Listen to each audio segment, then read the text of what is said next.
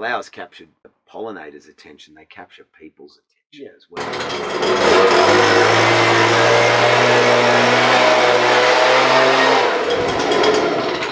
Sorry about blowing that in your face. I'm about to do Yak Chats, where I sit down and I talk to gardeners and people in the gardening industry about gardening things. And this week I'm talking to Costa, like the well-known bloody gardener from Gardening Australia, household name.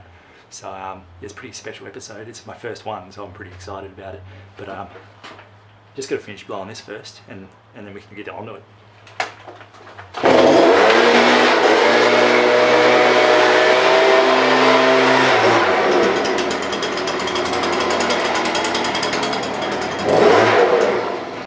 Firstly, thanks for having an interview. It's my first one. Yay! First one, you'll be guilty. Pretty excited about it. Well, I'm chuffed to chalk up number one for you, and I hope there's plenty more. Yeah.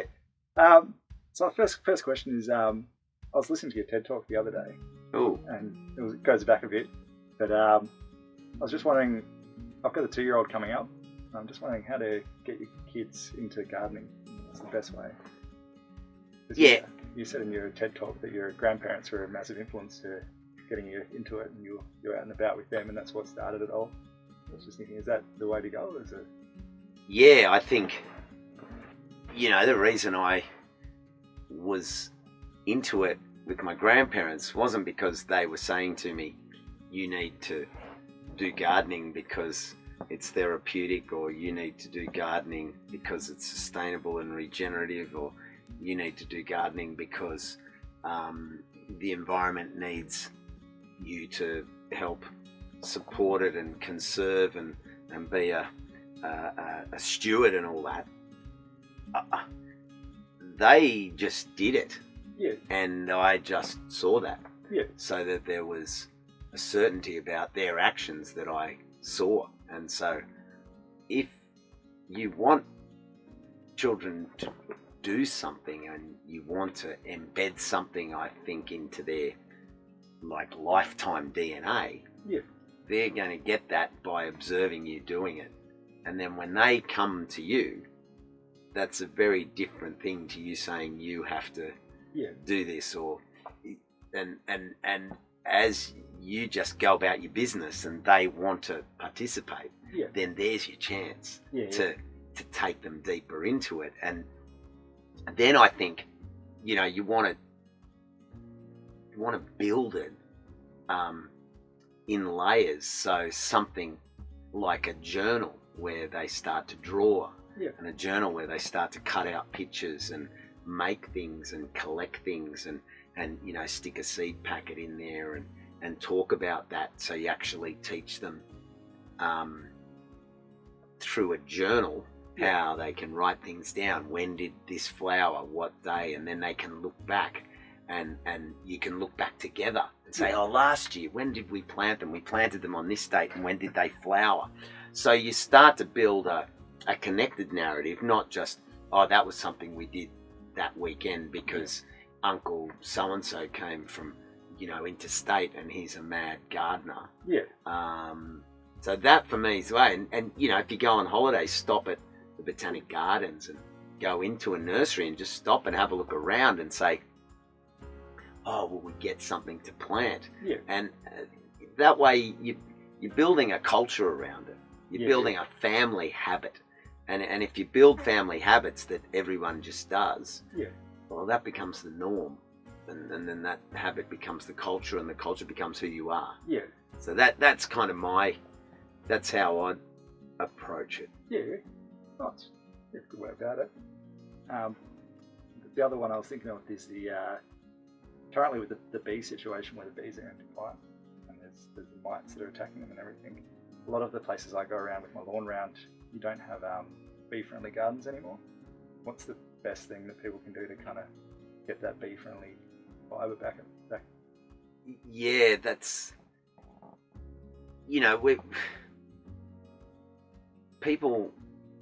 gardens have gone through trends, and people want a hedged garden, and they want a low maintenance, or they just want white flowers, or they just want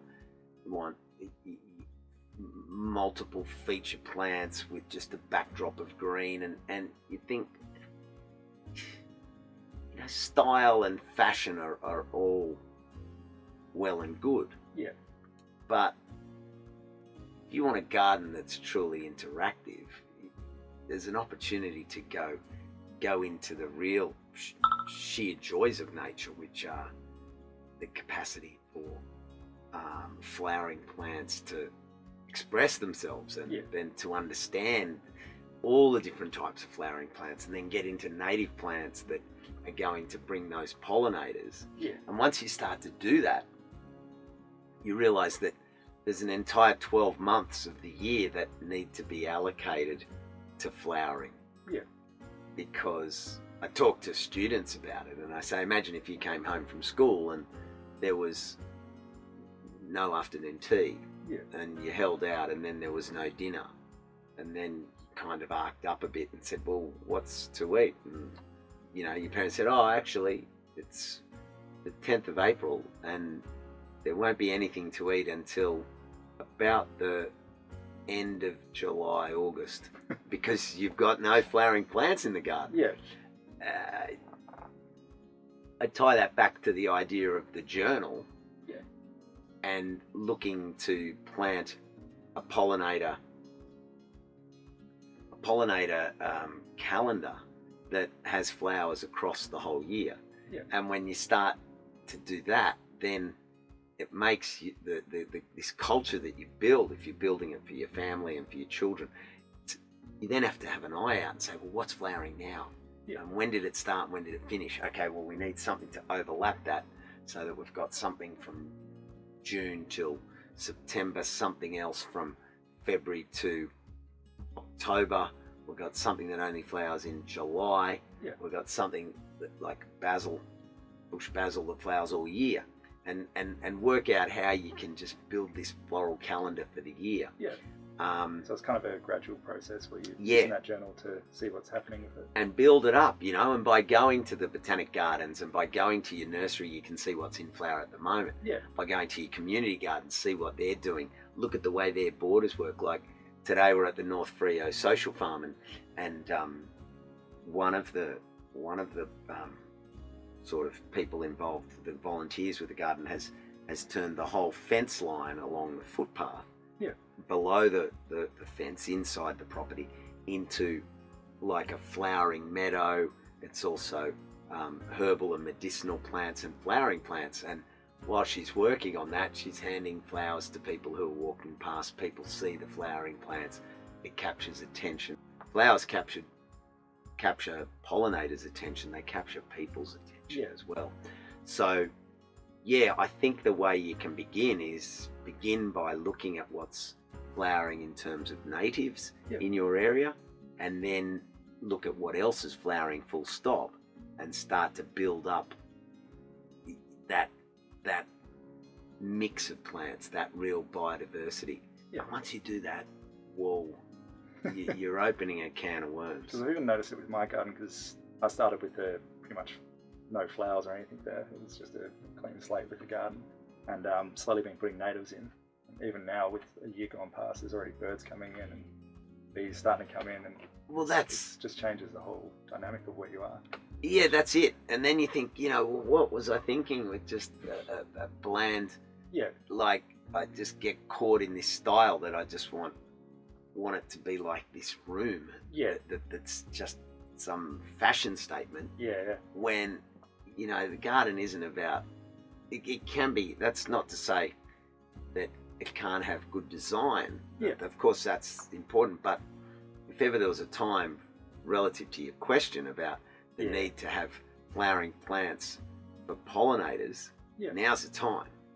And once you do start to do it, then you realize just how that biodiversity is an example of build it and they will come.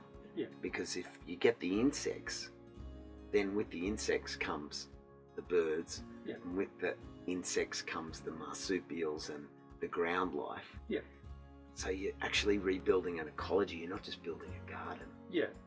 And that's that difference. It even brings a more fun element to your garden, because you're you're getting more things coming to it to be able to watch and put in your journal that you're talking about. Yeah, that's right. So, no, that's awesome. You know, that the more I look at it and the more I see these groups that are regenerating landscapes and regenerating, you know, corridors of bushland, the more I realise that this is the highest grade of work that we can be doing for the planet. Yeah, I find that each day when I think about it, you're actually contributing something each time you're looking after a plant or getting bees happy. It's always you're actually contributing something. Because it's also a case of creating not just the habitat, but the opportunity to nurture native species that many people don't even know. Yeah. Like there's native bees out there, particularly here in WA. Yeah. Like there's a whole raft of native Because I saw my bees, first pollinator species. little blue bee the other day. Yeah, blue banded. Yeah. Yeah. And I hadn't seen one before. I've been out in the garden for 10 years working for her. And finally saw one, and yeah, it was You know, you hear them and you see Yeah. them because they move so differently. Yeah. You know, they move around and they're like a diesel engine, brrr, and they roll along and you know, to get that, Yeah. to have that happen and to create that facility to bring them in and then to show your children or your family or to anyone, to even just yourself. Yeah. Like I get a buzz every time I see them. Yeah. You know, Because that was this bloke. He said, "Oh, come out the back," because he's done all his gardens, so he gets them. But there was only one there, but yeah, it was crazy to see, and he was excited about it when he got there. So he took me out the back, and we actually saw it as soon as he said about it. So it was a good moment. that's a great moment, and you know, that's an end game that, you know, money isn't going to buy that. Yeah. You know, you can't just kind of throw a whole lot of money at it and think it's going to work. Like the garden has to build. You can't just come with some deluded idea that I'm going to put all these mature plants in and it's all going to happen. It's got to be this step by step. The more incremental it is, and the more step by step, and the more you record and document when you put stuff in, and then watch it and take photos, then you can really appreciate where it's come from. Yeah. And then share that knowledge locally. Yeah. To others. Yeah, passing on. Yeah. Get them into it. Yeah. It keeps growing, and then your whole community eventually has a bee-friendly community. So yes. That's a good way of doing it. Mm. My industry is really heavy on the sprays, trying to get the weeds killed in like lawns and in the gardens themselves. Is there an alternative to that, or is it? Or should people just start getting happy with having weeds in their gardens, or is it? Oh yeah, that's a multi-layered question. I think we have to look at the nature of weeds and understand how, why, and where they establish. Yeah. And they generally establish because there's, an invitation. The ground is compacted, the soil has been damaged, there's mineral issues which the weeds come in because those conditions suit them. Yeah. Once we change those conditions, the weeds won't prosper. Okay.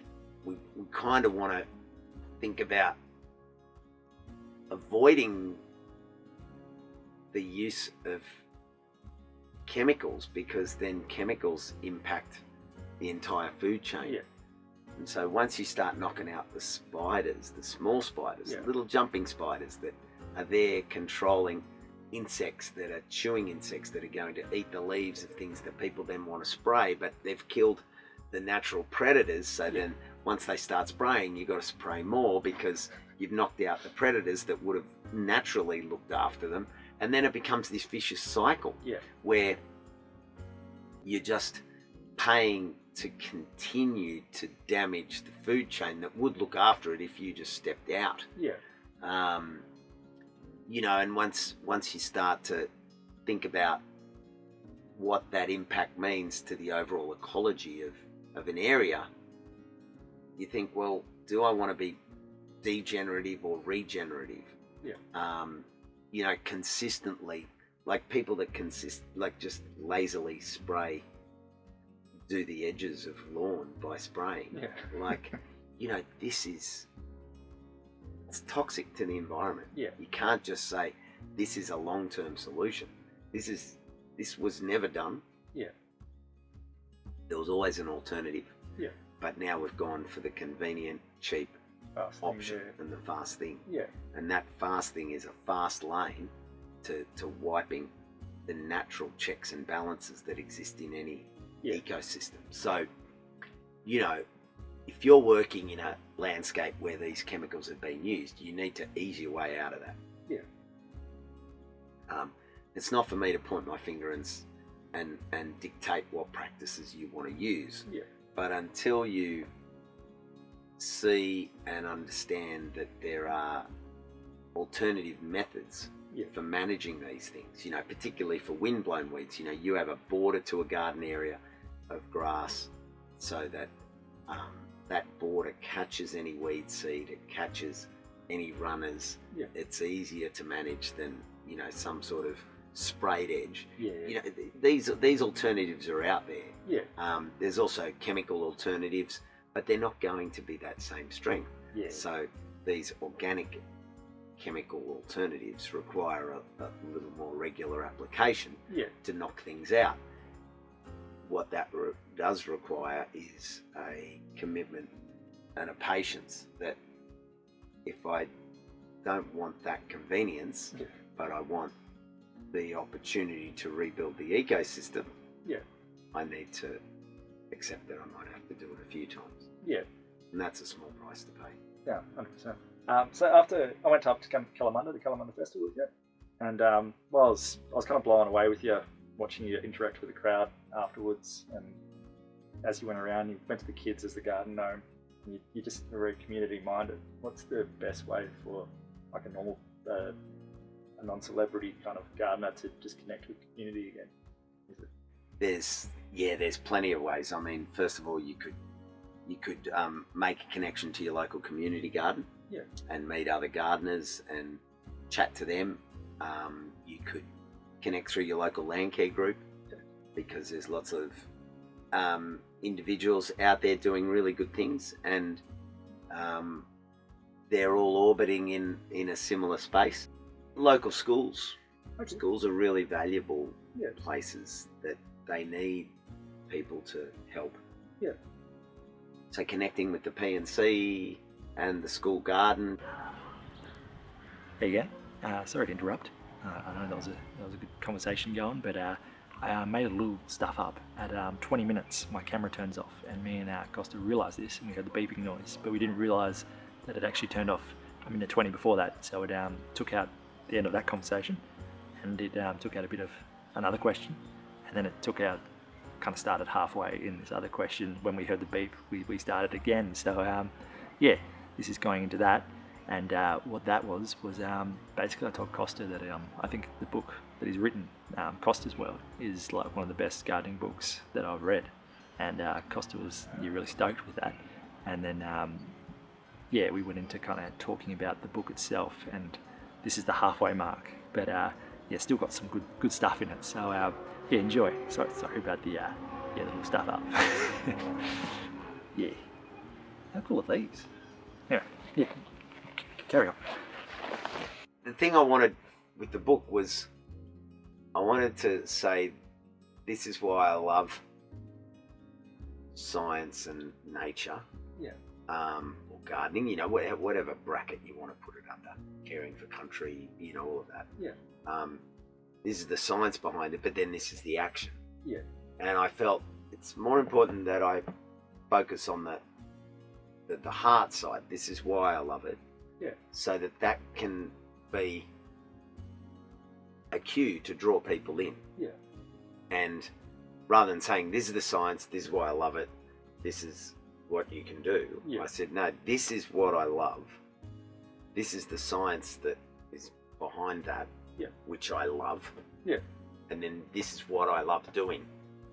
And that way, it was more about how I've seen the joys of science, how I've seen that interconnection, and how I'm piecing together nature and life, and that there's an opportunity to just keep putting pieces of this puzzle into my life every day, and I'll need a few lifetimes to keep doing it, you know. But I'll get a fair bit into this one. Yeah. No, I'm pretty fired up, and Yeah. and I just love it. I love nature, and I love, I suppose, who I am and what I'm doing more and more each day. Yeah. And I'm happy to say that. Yeah. You know, which is a real privilege to keep building on what I love. Yeah. No, not many people get to go that path, which is Yeah. a unique one. Yeah. It's A lot like, of people, I think, get trapped in what they're doing, and they think they're set on that, where you've found what you like, and you're just growing constantly that direction, which is really cool. yeah, it is a chance to sort of, well, you got to work at it. Yeah. You know, I mean, I put the time in, and I do what I love, but it's not a free ride. Yeah. Like, it's not just like, oh, it all just comes. Yeah. I'm constantly on the lookout, but the more you stay in that space, the more things come. Yeah. Not as a right, but as an opportunity to really shift that rights and privileges, and really have those obligations and those duties to seeking information, seeking how it fits in, and then having that duty to share it and take it further for others to kind of benefit from as well. Yeah. Ah, that was. I even know, I actually, because I bought your book and I read it, and then I actually even gave it to my brother, who's not a gardener at all. I said, you need to read this. It's a good way. It's a good philosophy of how you should live life. It's a very strange thing to have a gardening book like that. Yeah, that's awesome. Oh, thank you. Yeah. Well, it was an interesting process, because I haven't done a book before, but then, you know, of course, it was a collaboration in the sense that, you know, the editor Barbara McClanahan did a fantastic job sifting through everything that I wrote, because I was not backward in writing forward, let's say. And then, you know, Brenna Quinlan, who did the illustrations, you know, she created a feel in there, and she had an understanding of who I am and what I was trying to say. And then Lisa Reedy, who did the graphic design, she really got the feel that I wanted. And between Lisa and Brenna, you know, they made the visuals work so well, but those visuals came from the words that were well panel beaded by Barbara. So three amazing women that I've got, you know, a lot of thanks to a lot to be thankful for, because they helped to make the book happen, or to turn it into what it is, you know. So I'm pretty proud of them, and not pretty proud, very proud of what they worked together to create. Yeah. Awesome. That was the garden festival. Nanjipup. Oh, Nannup. Nannup, sorry. Yeah, no, it's good. It's definitely one worth visiting. It's a great. There's lots of great open gardens that people can go and visit. There's some great panels and discussions and workshops and things, and then of course the stalls and stuff. So no, I really enjoyed it. It's the second, third or fourth time. Might be the fourth time, third time, fourth time. Yeah, but no, it's a great spot. It's a great part of the world, and really enjoyed it. Had one particularly strong panel sustainability and what we can do, little things what we can do. Yeah. And between the speakers and the topic, it really came to life. So no, I was pretty chuffed. Awesome. Yeah.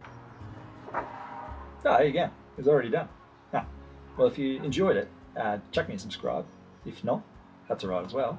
But if you're in Perth and you want to come have a chat about gardening or something in your field of gardening, I'd be stoked to have a chat with you. So yeah, just comment down below and I'll get in touch. But yeah, catch you later.